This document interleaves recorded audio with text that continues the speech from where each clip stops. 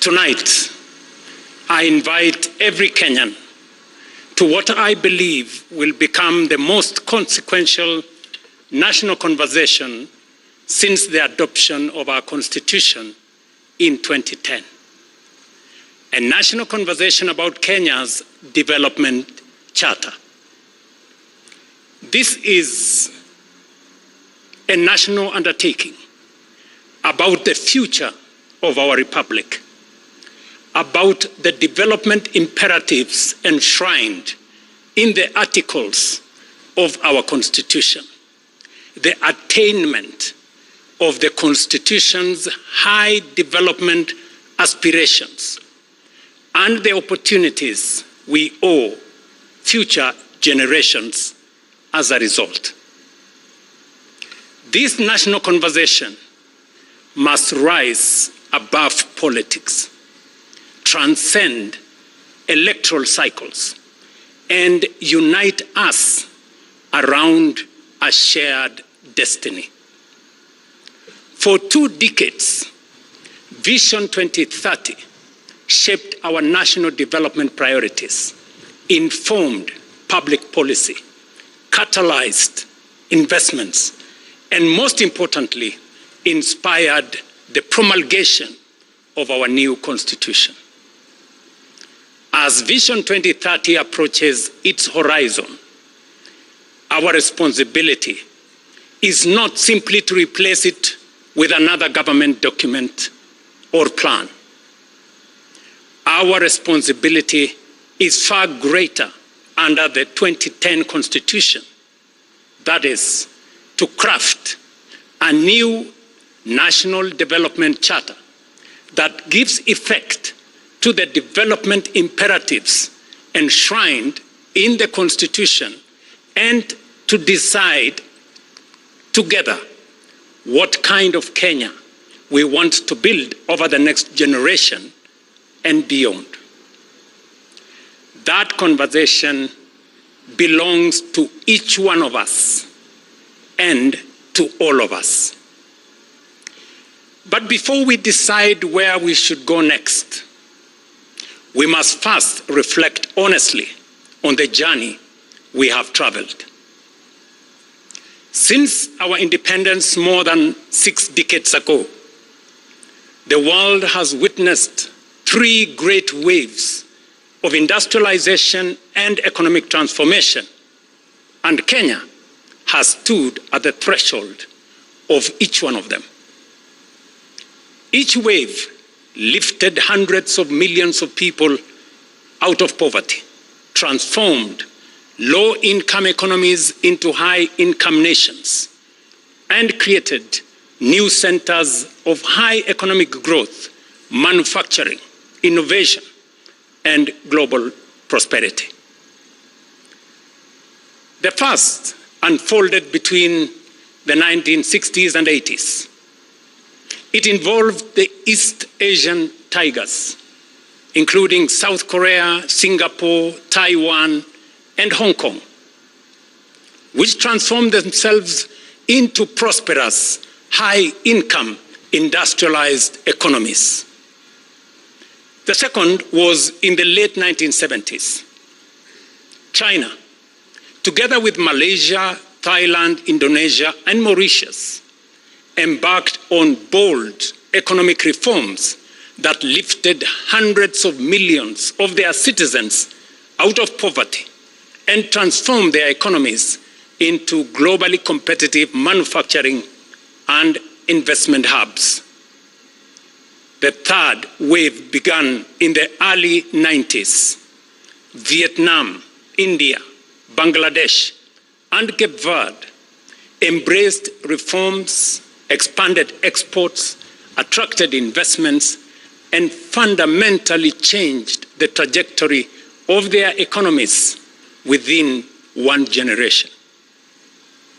Our country was present in all these major developments, but we did not take full advantage of them.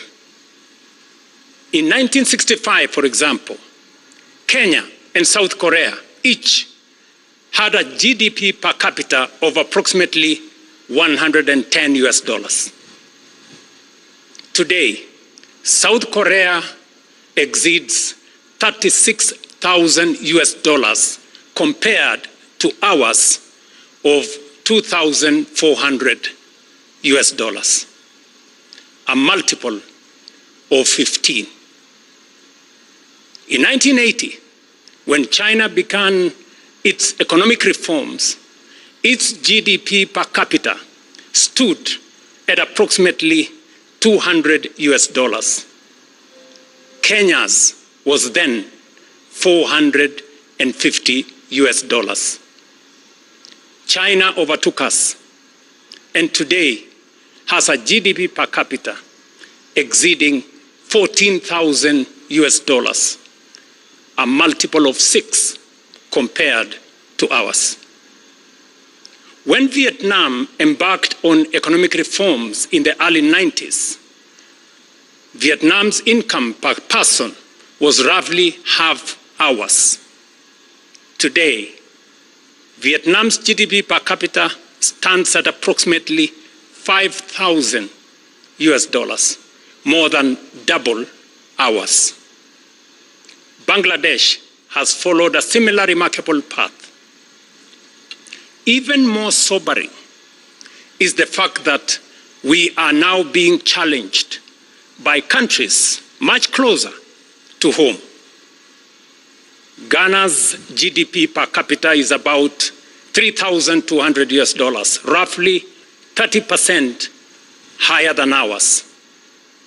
While Zimbabwe, after enduring decades of profound economic hardship, has recovered to a GDP per capita of about 3,000 US dollars, now slightly exceeding ours. The question we must ask ourselves candidly and honestly is why other nations have fulfilled so much of their potential while we have repeatedly fallen short. More importantly, what must we now do differently to ensure that the next chapter of Kenya's development story is fundamentally different from the last?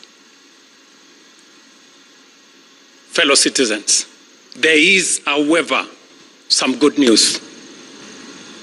We can, we must, and we shall together get it right this time round. History rarely announces the arrival of defining moments. Yet there are occasions when the forces shaping the world create opportunities that come perhaps once in a generation. I believe we are on the threshold of one such historic moment. I believe so for 4 compelling reasons.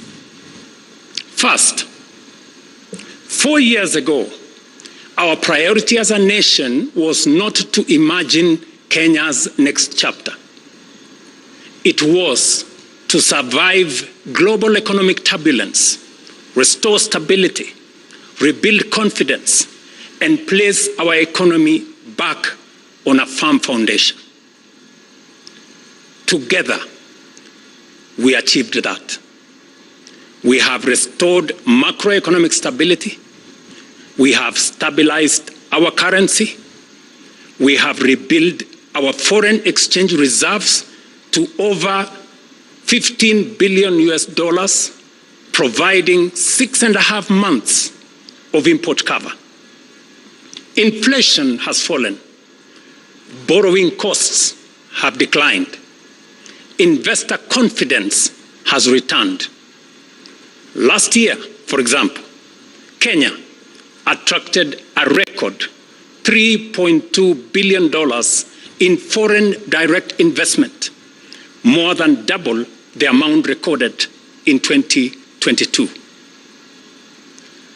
The 2025 IMD World Competitiveness Ranking placed Kenya as the most competitive economy in Africa, reflecting the confidence our reforms have restored. Because we have restored stability, rebuilt investor confidence, and laid a firm foundation for our economy, now is the perfect opportunity for Kenya to begin shaping the next phase of our national development. That is why, in my State of the Nation address last year, I challenged us to begin thinking beyond the immediate demands of today and to start imagining a futuristic roadmap for our nation. That was not simply a call to dream. It was a call to prepare and an invitation to begin building the institutions that will support Kenya's long-term transformation. That journey has already begun. We have already established the National Infrastructure Fund to ensure the investments essential for Kenya's transformation are financed sustainably. It is also why we have established the Sovereign Wealth Fund to preserve and invest the wealth of our nation so that today's prosperity becomes tomorrow's opportunity, shared fairly between present and future generations.